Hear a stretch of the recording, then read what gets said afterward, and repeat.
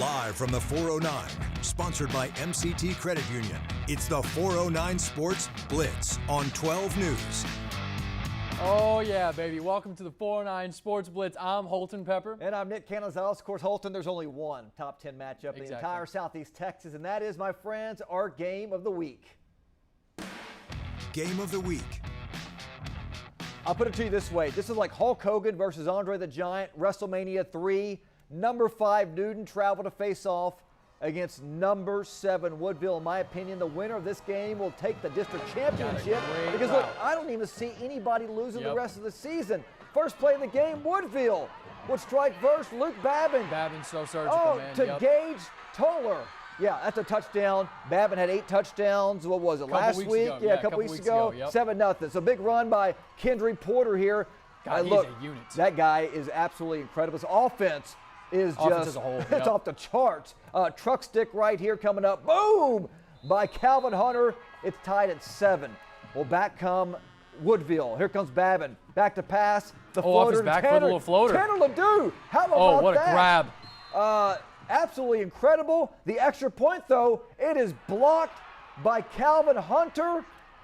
Is going to go Dallas all Cowboy the way back for the. It's going to set up we'll set up that all the way down to the Woodville 20 there. So Woodville, actually, Newton led 42-14 at half. Ridiculous. Yeah, they kept pouring it on. Man. Newton wins 72-26 in a blowout. They improved to 6-1 overall, 3-0 in district play. Our Brett Strahan is in Woodville with more on this massive win. Brett? Yeah, guys, just as I expected, a team named the Eagles won this football game here tonight. I'm kidding, of course, because nobody could have predicted a 72-26 blowout by the Newton Eagles against the Woodville Eagles.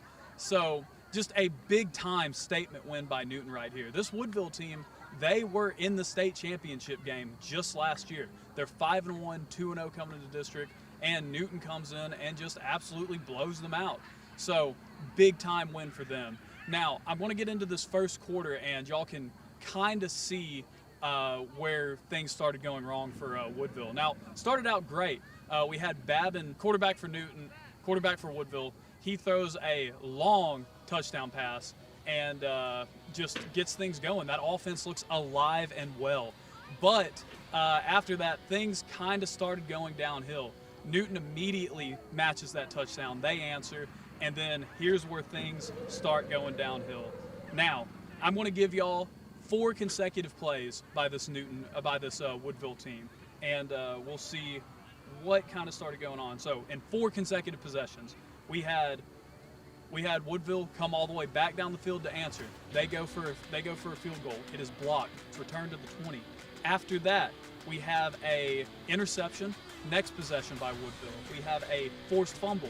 Next possession by Woodville. This is all consecutive. A botched punt that results in a safety.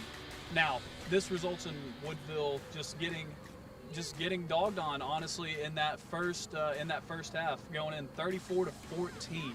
Now, this Newton Eagles team, that ground attack, it's monstrous, guys. They're very hard to stop. And now Keandre Porter, he is the bell cow running back for this Newton football team. But I need y'all to understand that they have an entire stable of bell cows in that backfield. We have Porter, Samuel, Hunter. Every one of those guys, 3 guys lined up as running back in the backfield, every one of them scored. Porter himself had a huge game, well over 100 yards, multiple touchdowns, and he just looked explosive and like one of the best running backs in the district. But as far as Woodville goes, it's not over. It's not over. They fall to 2-1 in district, but they lost to Newton last year, and they still advanced all the way to state. Now, they did also have a couple of bright spots. Again, quarterback Luke Babin. He looked fantastic.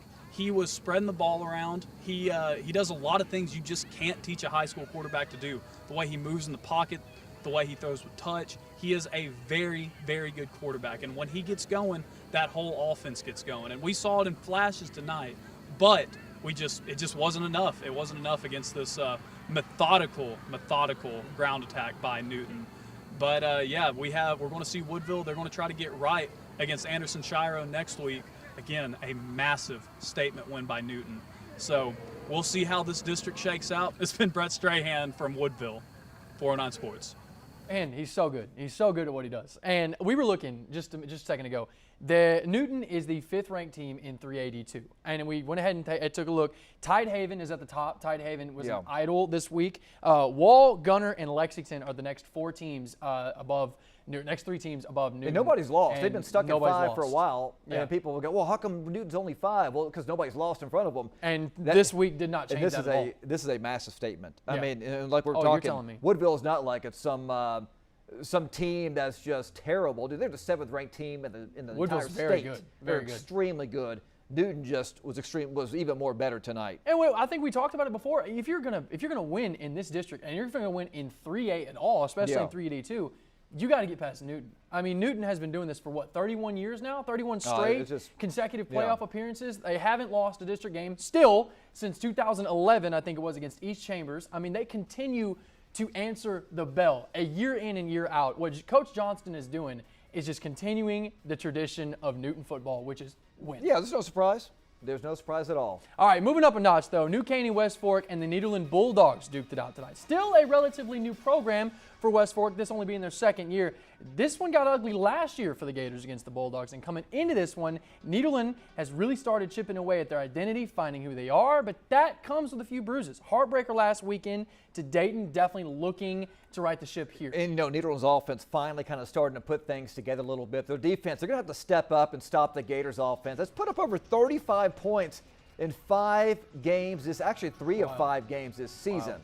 So this is a good test for the Bulldogs. And like I said, it's a great test for the Bulldogs. And the Gators, they're no pushover. This is, again, their 2nd season. The Bulldogs did not let this become a game last year. It was 45-28. And we're going to start with a punt. Yeah, that's right. We're going to start with a punt, and you're going to like it. Now, why else would this be in the show? Because the Gators got Butterfingers. Oh. That's why we cough it up, jumping on it. Malcolm McCray with the recovery as the Dogs get onto the field. Offense didn't have much to do, though. Nederland was in field goal range. So they settled for the easy points as it's up and through for Lance Resch. And this is why coaches like when a crew lets the kids play and not blow the play dead. Gators out to the left. A pack of dogs swarm him. But the second effort with a little punch out, and it comes loose. Devon Marshall with the recovery for Nederland. Now it's possession for the Dogs. This time we're going to see Jackson Collins under the center, fakes the run. Little play action, and poor Chandler. The defense was as confused as he was on where the ball is. Oh, wide open. Keon Summers makes a man miss and keeps it rolling inside the 30-yard line. Collins, again, we're going to see him here under center. This time the give to Marshall, and he finds Pater. But this was not a fun first half for the Bulldogs. However, the second half, they clawed their way back, just fell short tonight as New Caney West Fork gets the upset win over the Nederland Bulldogs here tonight, 34-25, that being your final. Yeah, and the Bulldogs came out, and we saw the second half thinking, okay, look, they started to get close. We're thinking, okay, this could be a game here. They're going to maybe make that late push in the fourth quarter, but West Fork just too much. And, of course, you fall behind in these games. It's tough. And in this district, too, this district is pretty tough. But, we still got a long ways to go. Bulldogs, again, their offense is now starting to click a little bit. It's the defense. Mm-hmm. We mentioned it just a while ago. Could they stop West Fork on defense? Defense has got to tighten up a little bit. Next week it gets no easier. Nederland's going to have Montgomery Lake Creek, who right now they're 5-1 overall, 3-0 now at the top of that district. So right out of the gate, and then what happens the week after that. Oh yeah, we got so Nederland has a chance to really right the ship, but they have a tough 2-week span coming up, especially starting with next week with Montgomery Lake Creek. But we're going to go ahead. We're going to tell our NBC viewers to flip over to ABC 12 to see the rest of our 409 Sports Blitz. Yeah, but before we go to break here, let's take a listen to the Newton Eagles, our 409 Sports Band of the Week. Band of the Week.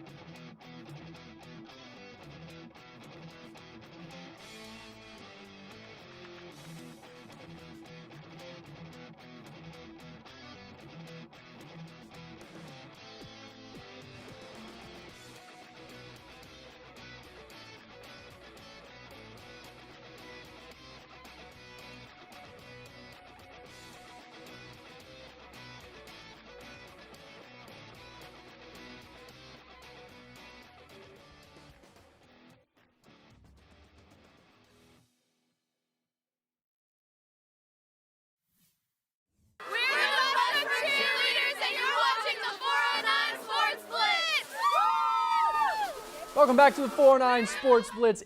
I'm telling you, if there was a flex game that we could have, it would be the reigning District 9 champions, Hampshire Finette Longhorns, and one of the more exciting teams in the 409, the Silsbee Tigers. And again, slate is clean because it's district ball time. Yeah, and this was a game last season that the Longhorns won 35-17, and they're coming off a big win last week, while the Tigers, they've lost 2 in a row. So could Hampshire Finette keep rolling, or would Silsbee make a statement on their home turf tonight? Longhorns were pumped up. They were looking to keep it rolling. Silsbee, a good bounce-back game. Ja'Caleb Johnson, the first few minutes of the game here. Where's he at? There he is. Yeah, look at him, outrunning he's so fast. everybody. He's so fast. Woo! He's got reservations celebration. for 6A. Celebrate, good time. 7-zip. Blake Broussard to Carter Romero. There he is, gets some good yarders there, but didn't get anything. So Silsbee goes back to work. Little tush-push for the Silsbee Tigers at the touchdown there. And then how about this? Hagan Morris, touchdown right there. That's a big man. Dude, they were right just there. kind of racking everything up. Hampshire Finette on offense. Blake Broussard kind of runs around like Johnny Manziel. Gets in for a first down, but Silsbee, this was all them. 28-0 at the break. They just went final. 41-20. Wow, the man. Silsbee Tigers. Oh, look at the horns down. That is a massive win over those Hampshire Finette Longhorns. Let's go out to Cameron Burchett, who joins us live in Silsbee with the entire team. Hey, this team has got to be feeling really good after a game like this. Oh, that's Aura. Dude, I can't You guys, how does 41-20 sound? Listen,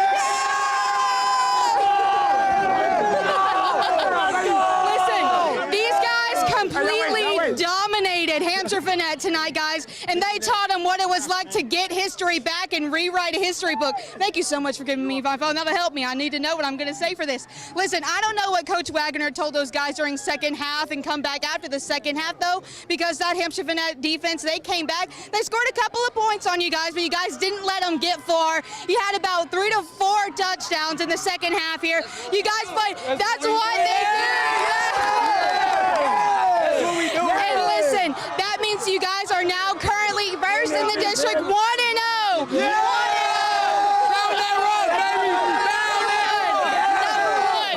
So again, you guys are going to be hosting Cleveland Tarkington. How do we feel about that? Are they going down? Easy.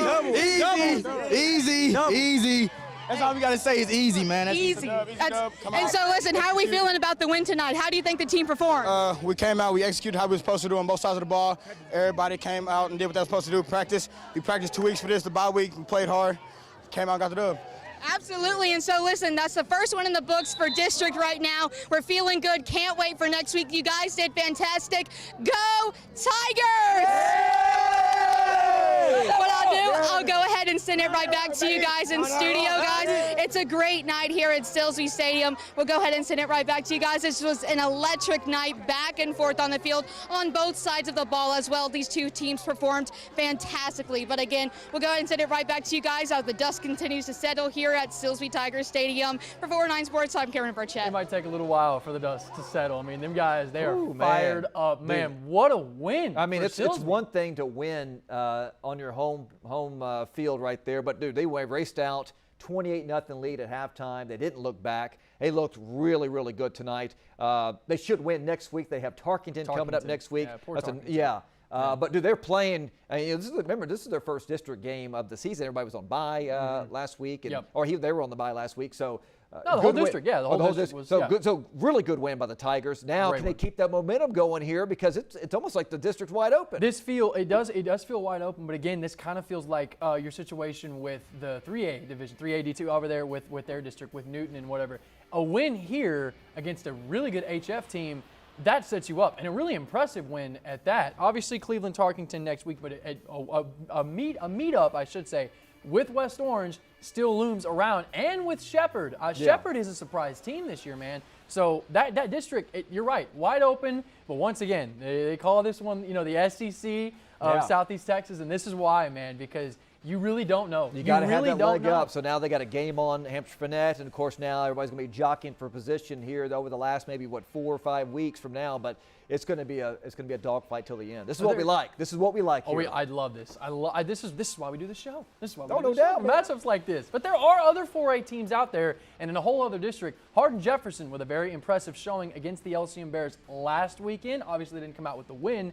The Bears are finally healthy again, keeping their offense from only scoring 17 points, though. That speaks volumes. And this matchup against the Bridge City Cardinals, it's going to be extremely tough to score against this ridiculous defense. And hopefully, they found out or they had an idea of where Abraham Munguia was all night, because that guy is a weapon. He's an X factor, and of course the key for HJ, I figure that they got to score early, no penalties, force some turnovers, or it could be a long night for the Hawks. Could they contain a Bridge City offense that has scored 35 or more points in 4 of their 5 games this season? Well, we got to check it out early on. Bridge City goes to work first. Hudson Hoffman, the swing pass to Ashton Summerall. He's going to rumble down the field, 33 yards. First and goal at the 1-yard line. You know what that means. It's Summerall. You just talked about Abraham Munguia. Going to roll to his left. How do you get wide open? He gets wide open for the touchdown. 7-0 Bridge City, and they are going nuts. All right, Cardinals go back to work.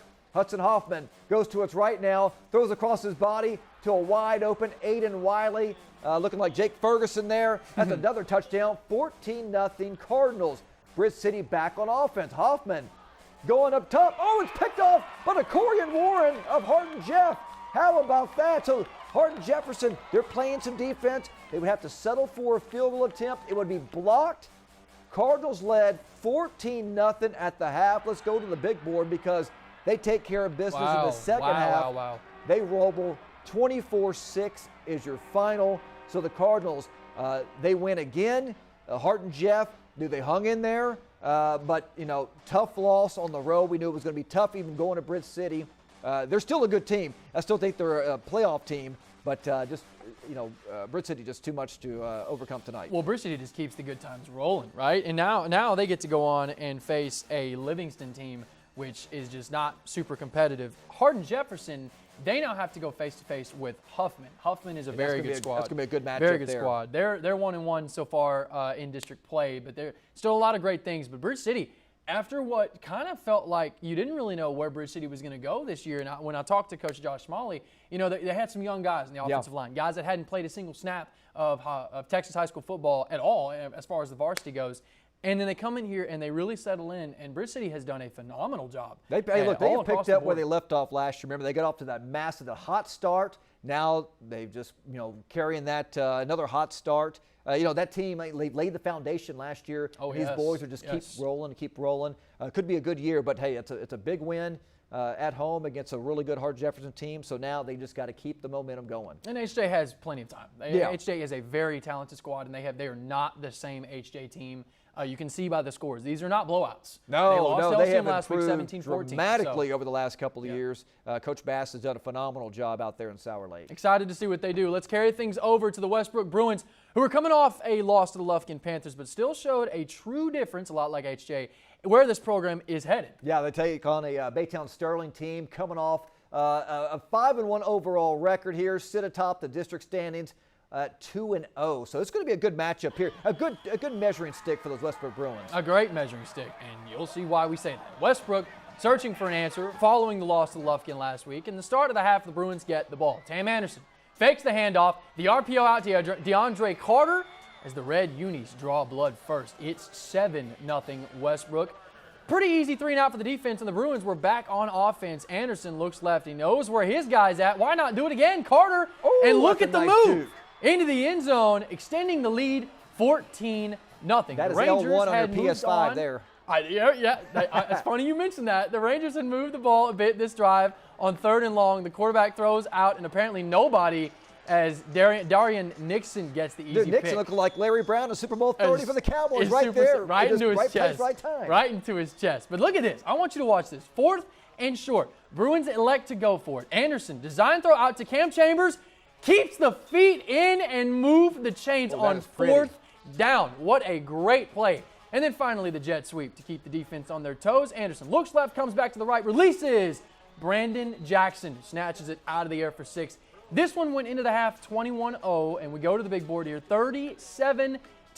I guarantee you, I don't want to guarantee, but I feel like that 7 for Baytown. The way this game was going, they just let off the gas. Second stringers come into the game. 7 points gets them on the board because Westbrook really had control of this game from start to finish. Again, this is just like HJ. This is not your old Westbrook Bruin team from several years ago. Boy, this team is dominant. They got some athletes, and coaches are just, they're buying in. You got to buy into this culture here, and they're buying into this winning program. And boy, I'm loving every bit of it. And we'll just kind of set it up, but there's a good one they're playing next week. We'll talk about it in a minute. But let's check on some of those other scores from across Southeast Texas. Yeah, Beaumont United. This was a good game. They were deadlocked at 3 at halftime, and Beaumont United comes out. They score in the first drive in the second half. They end up winning 23-16 on the road. They're now 1-1 in district play. How about the Lumberton Raiders? How about them, They go on the road, pick up a 45-17 win over Liberty.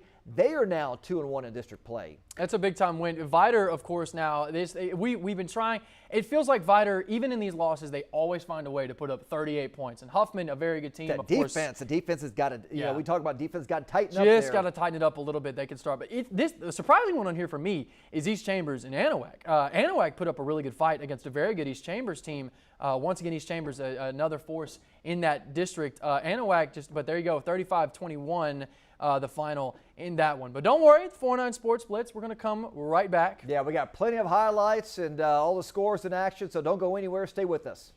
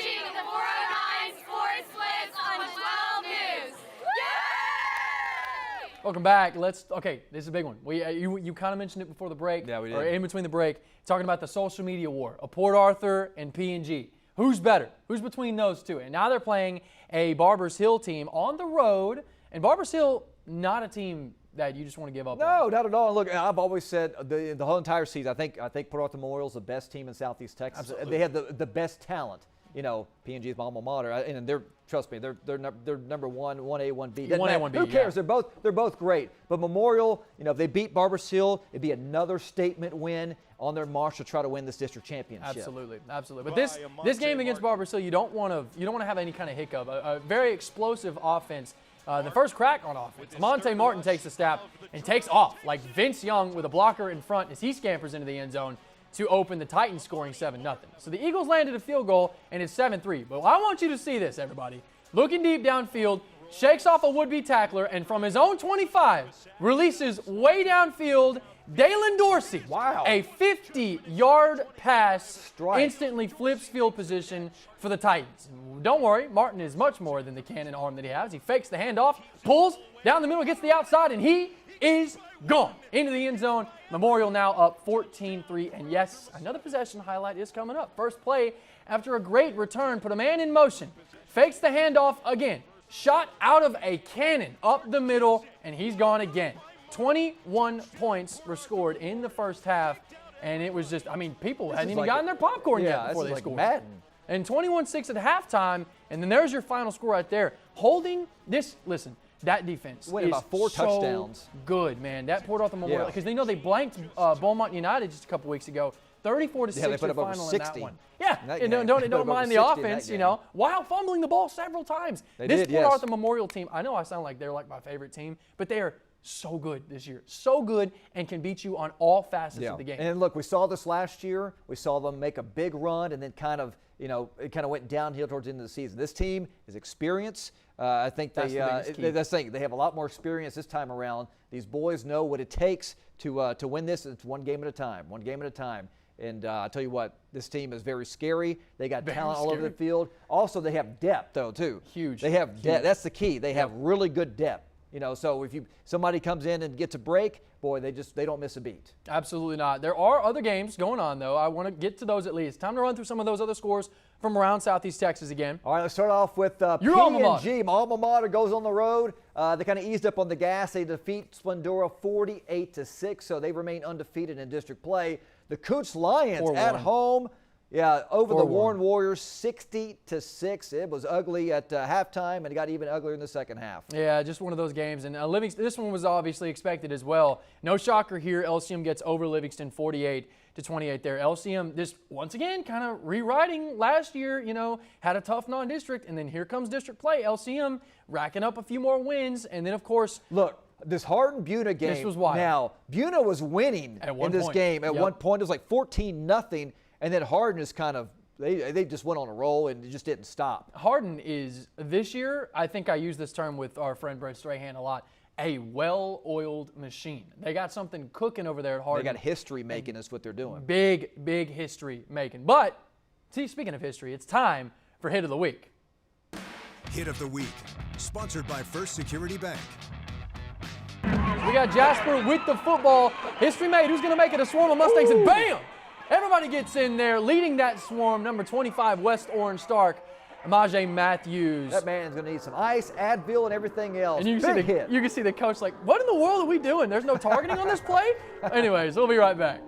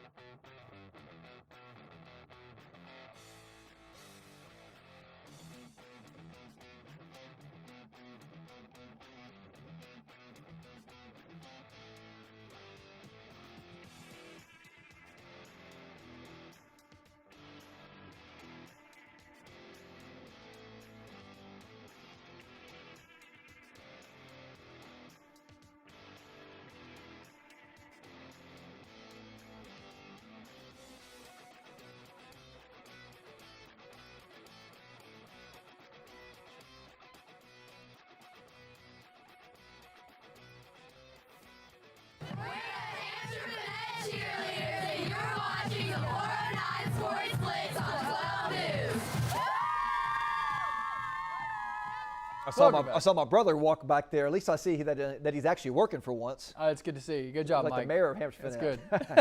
Welcome back to the 409 Sports Blitz. You know, District 9 in 4A is back after everybody took a breather off, obviously, and we got the Jasper Bulldogs and the West Orange Stark Mustangs. People might talk about how Jasper is in a tough spot and West Orange is in a must-win now phase, but we talked about it before. This is the start of district play, so there's still a lot of time left on the clock for everybody to get into the dance. Yeah, if you remember last season, you know, West Orange Stark scored 20 unanswered points in the second half to win 39-36. So would this be kind of a repeat of last season, or would this be a whole West Orange Stark team that is going to give them problems tonight? This needs to be a West Orange Stark team that shows up in a big way tonight. Jasper's kind of the team that can sneak up on you and steal away a victory if you don't watch out. But first opportunity will show, and if you're Hiawatha Hickman, he likes to run the football. And if you're that close to the end zone, yeah, go ahead and give it to that guy. Kelby Jefferson gets into the end zone. He's so good. Early score for the Stanks, 7-0. With the possession again, you talked about PlayStation earlier. Watch this. Dugas directing traffic. Hit the L1 if you're on PlayStation. The pitch out to the bell cow Jefferson, who pounds his way closer to the end zone. And I want you to, I'll just say a little trickeration here. All right, we got the Wildcat. Close enough for a tush push 4 times if you're Philadelphia.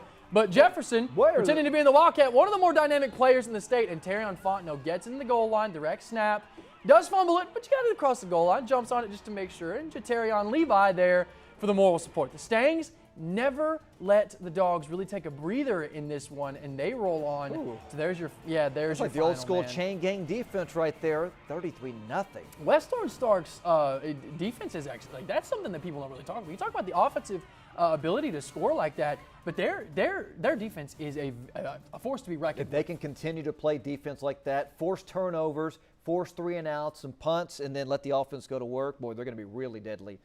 District championship could be looming. Between them and Silsbee. I cannot wait for the Silsbee West Orange Stark matchup. But let's head over to Taps, where the Kelly Bulldogs are starting to build a little confidence after an 0-4 start. Yeah, and you know, the offense now, which was kind of non-existent at the beginning, they've averaged 43 points over the last 2 games. So now, okay, they're feeling good.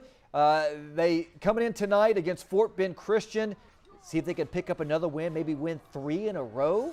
Could they do it? So we were scoreless through 1 quarter of play. Second quarter, Fort Bend's Brayton Tibbetts keeping the ball, that quarterback draw. Yeah, he's into the end zone, 7-0. So it's 14-0 now. Tibbetts goes back on offense, gonna back to pass, got that cannon. Donnie Avery Jr., look at that little bobble. Yeah, catch and run. He caught it.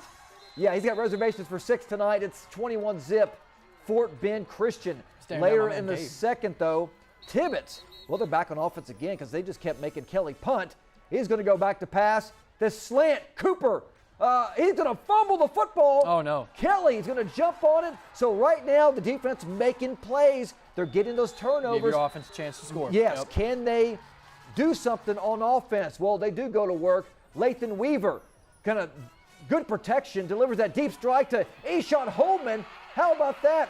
1 yard line, he hits the pylon. Referee says, nope, nope, nope. You're at the 1 yard line. So, well, guess what? Weaver, Kaysen Reedy for the touchdown. Oh, what a throw off your back foot. 21-7 at the break, but it would not be enough. We go to the final as Fort Bend Christian goes on the road, knocks off the Bulldogs 48-14. So the Bulldogs, their 2-game win streak comes to an end tonight. Yeah, and Kelly, I think it's just another game for them to kind of relearn some things. And these kinds of games, you look at the scoreboard, it looks rough, you know. But Kelly, just another opportunity for them to learn. And I think that's just what this is. It's a great learning opportunity for Kelly to continue to build some. Yeah, just being consistent, playing consistently. You know, on offense, on defense, special teams. But they'll be fine. You know, again, they got a taste of that 2-game win streak. They'll be back hungry. They'll be back to work in the film room tomorrow, and then get back to work on Monday. That's exactly right. All right. We're ready? Look, it's time. It's time for our play of the week, courtesy of those Port Arthur Memorial Titans. You know what it is. Play of the week. All right, tell them, Holton. Port Arthur, man. Once again, I just want you to see it again because it was so good. This guy, Amonte Martin, so good with his legs, stays on his feet, and the 50-yard bomb. Just a beautiful, beautiful pass as Port Arthur goes on to take down the Barbers Hill Eagles, and that sets up for a matchup with the Westbrook Bruins.